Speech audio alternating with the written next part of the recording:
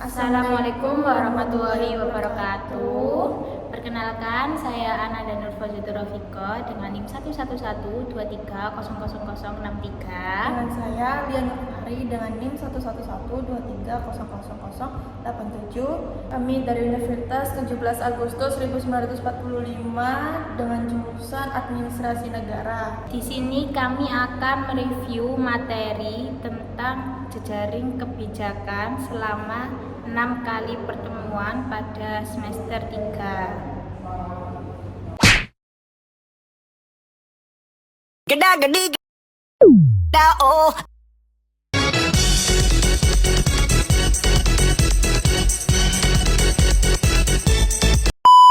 Apa sih jejaring kebijakan itu? Kalau menurut aku, jejaring kebijakan itu konsep yang menggambarkan antara aktor-aktor proses koordinasi dan komunikasi dalam implementasi kebijakan. Dan sementara itu, jejaring pemerintahan adalah kerjasama antar lembaga pemerintahan dan non-pemerintahan dengan mekanisme tata kelola dan melibatkan semua orang atau banyak orang.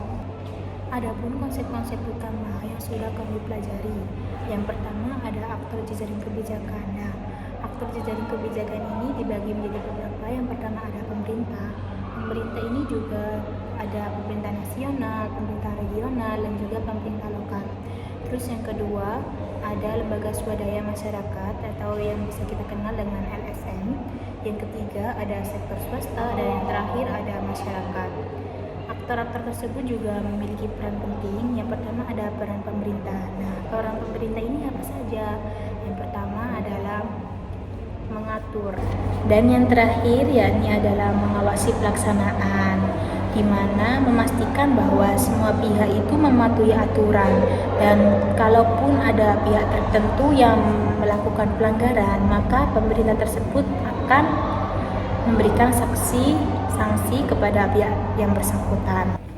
Yang kedua adalah peran LSM. Apa sih LSM itu? LSM itu lembaga swadaya masyarakat. Yang pertama adalah mengadvokasi isu tertentu dan mendorong pemerintahan membuat kebijakan yang adil. Yang kedua itu memberdayakan masyarakat, yakni dengan membantu masyarakat berapresiasi dalam kebijakan publik. Dan yang ketiga adalah memantau kebijakan, yakni untuk memantau implementasi kebijakan pemerintah, memastikan transparansi, akuntabilitas, dan mencegah penyimpangan. Aktor-aktor tersebut juga memiliki peran penting. Yang pertama ada peran pemerintah. Nah, peran pemerintah ini ada beberapa. Yang pertama adalah membuat aturan, yang dimana pemerintah ini berperan dalam merumuskan kebijakan dan membuat peraturan perundang-undangan. Terus peran pemerintah kedua yakni menjalankan kebijakan. Jadi setelah dibuat kebijakan tersebut, pemerintah itu bisa menjalankan kebijakan tersebut di lapangan. Itu dibantu oleh beberapa instansi dan pemerintah lainnya. Yang ketiga ada peran sektor swasta. Nah, peran sektor swasta ini dibagi menjadi beberapa. Yang pertama ada berinvestasi, yakni dengan membantu menciptakan lapangan kerja. Terus yang kedua ada inovator, yakni dengan mengembangkan produk dan layanan baru untuk mendukung kebijakan pemerintahan. Terus yang ketiga yakni ada bekerja sama dengan pemerintahan untuk menjalankan proyek dan kebijakan tertentu. Yang ketiga adalah masyarakat. Yang pertama adalah berpartisipasi dalam pembuatan kebijakan. Masyarakat yang ikut terlibat dalam proses pembuatan kebijakan melalui musyawarah, konsultasi publik, dan forum warga atau diskusi warga.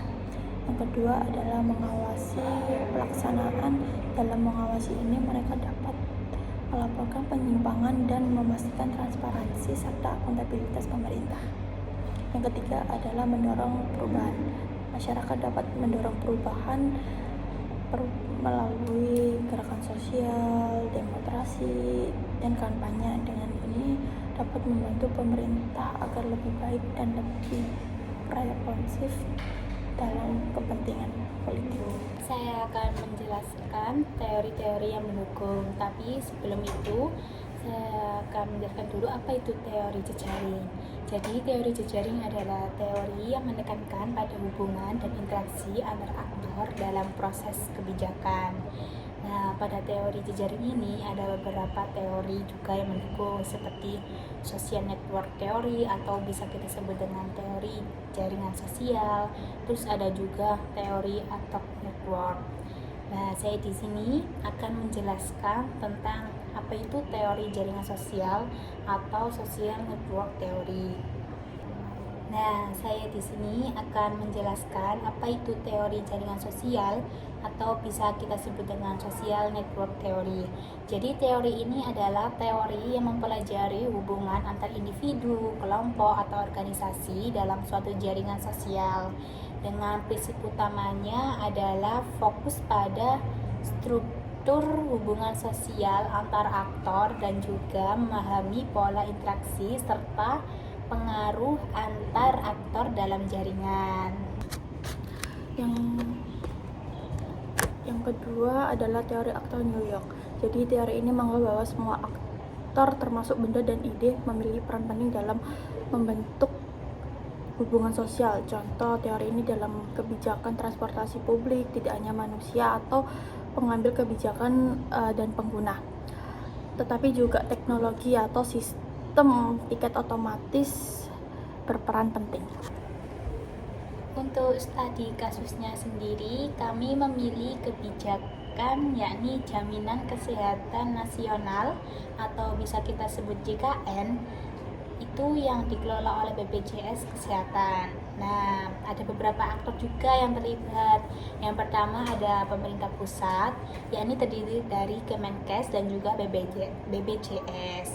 Terus yang kedua ada pemerintah daerah, yakni terdiri dari Dinas Kesehatan tingkat provinsi, kabupaten, dan juga kota.